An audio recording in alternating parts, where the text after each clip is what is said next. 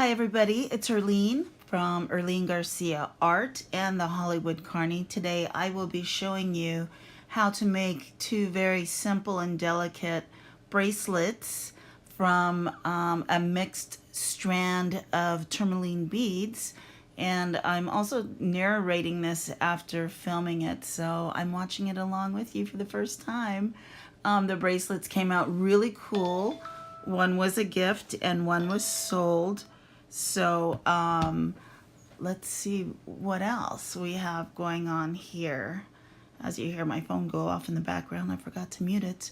But anyway, I really like those. Oh, and this is a mannequin hand, so I thought it would be kind of fun to show you how it looks on a hand. And one of the bracelets I designed for my sister, she loves pink tourmaline and the meanings behind it. And then it has a little Hamsa, and the other one has a little lotus, which means purity.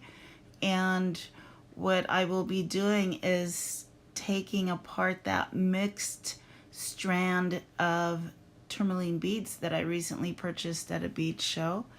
And I just thought it would look more elegant being in the colors of like watermelon tourmaline. So that was my box of sterling silver charms that I'm deciding which one to put on this bracelet.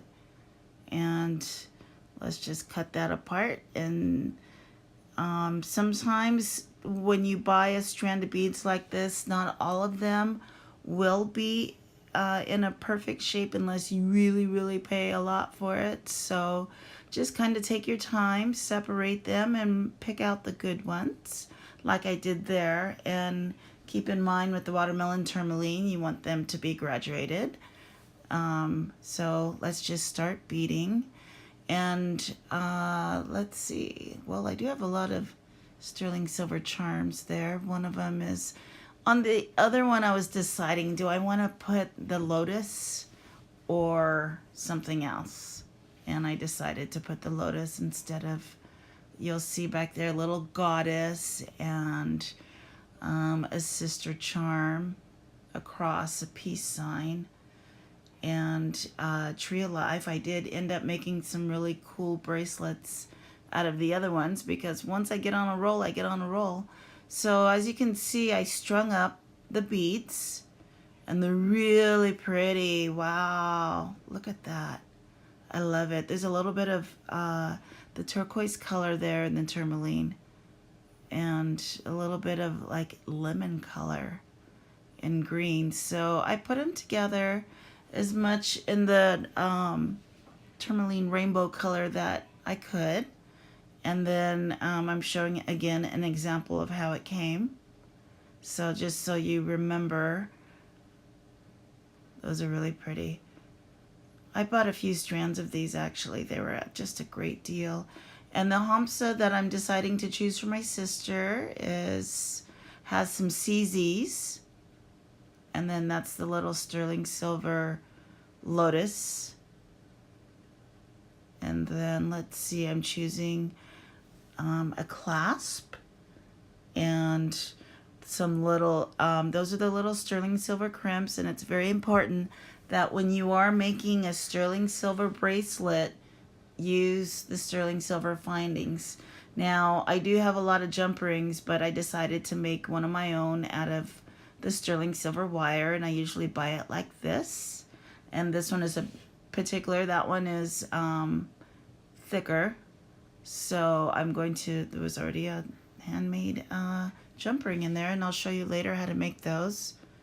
So what I'm going to do is wire wrap a little loop and add some beads, and then add the charm. Now at this part, always make sure that when you're wrapping it, I'm using round nose needle pliers, and then I'm using the other needle nose pliers, and always make sure that you kind of squish it in tight and firm, because people will always be looking at your workmanship, and that's really one crucial thing with me.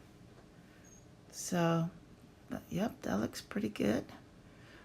And you might notice that my polish changes during filming because I had to stop, do some other things, and then go back to filming.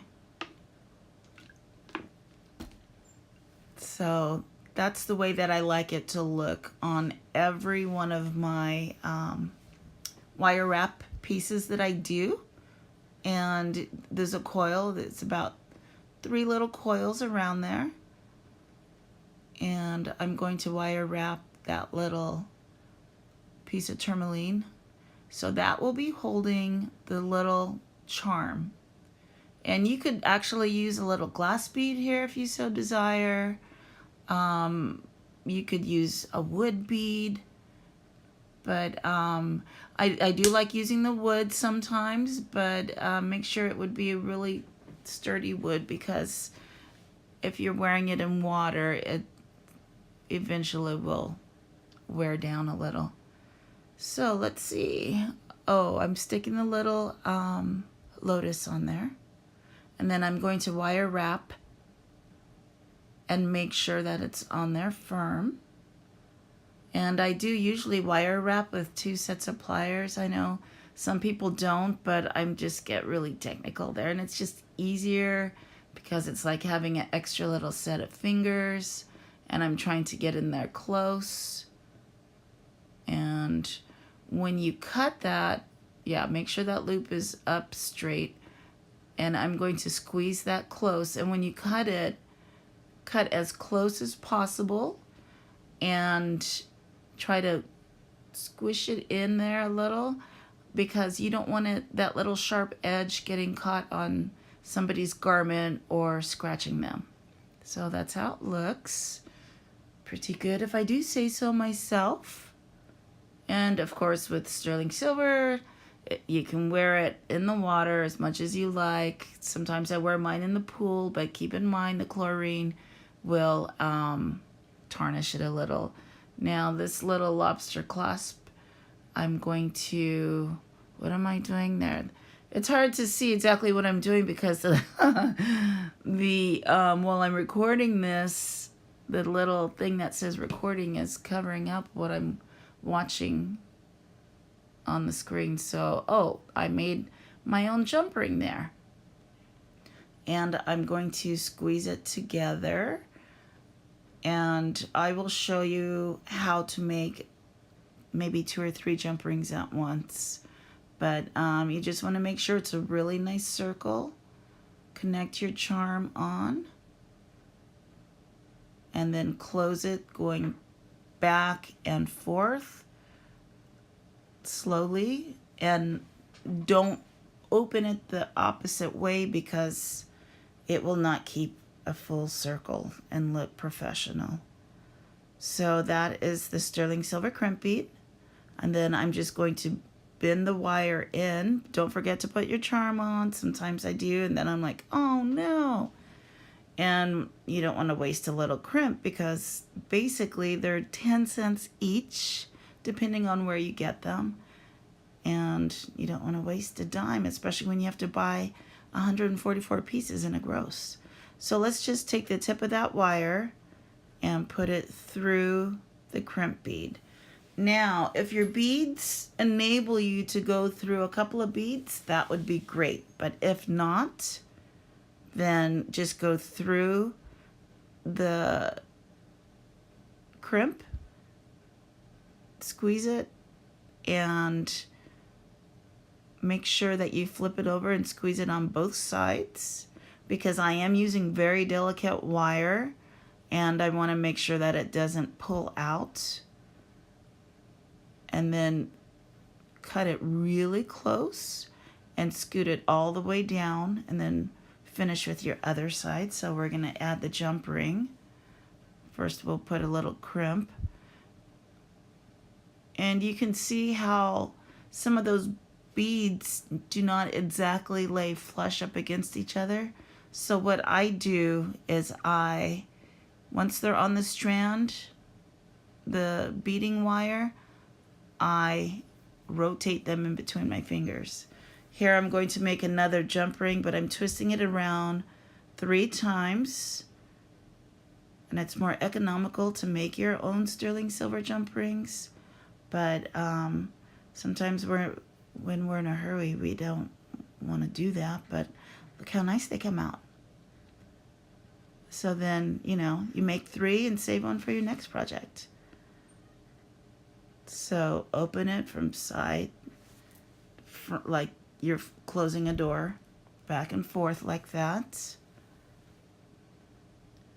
And close it. Make sure it's closed nicely. You're going to crimp your little crimp bead there. And then cut it flush. And test it out.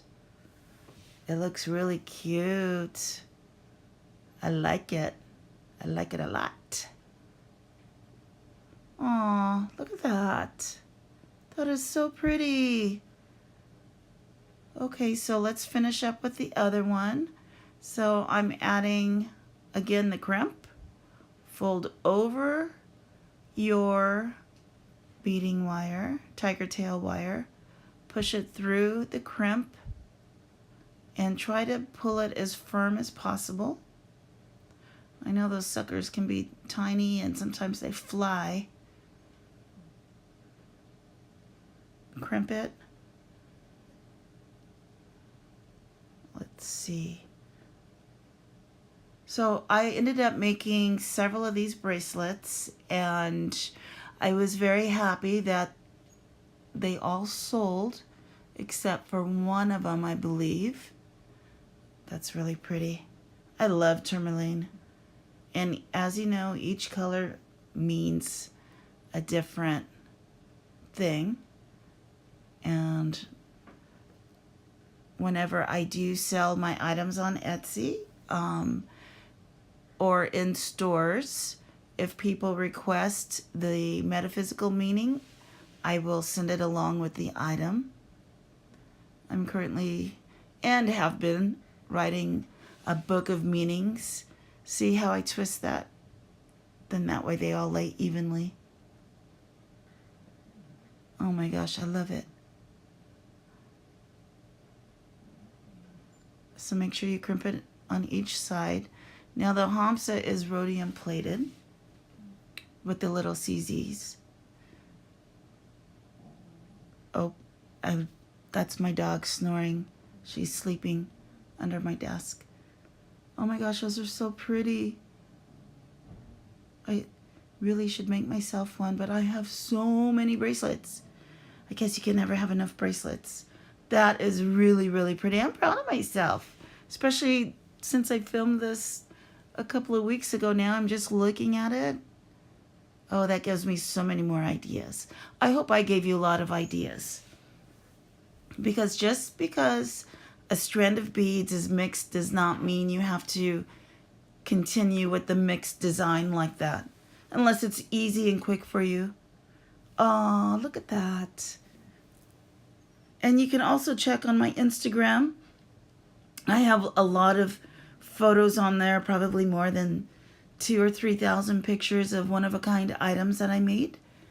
And handbags and furniture and all kinds of fun, exciting things. So thank you for taking the time to watch my video. I really appreciate it. Check out my Etsy store and be sure and push like at the bottom. You have a happy day now. Thank you. Bye-bye.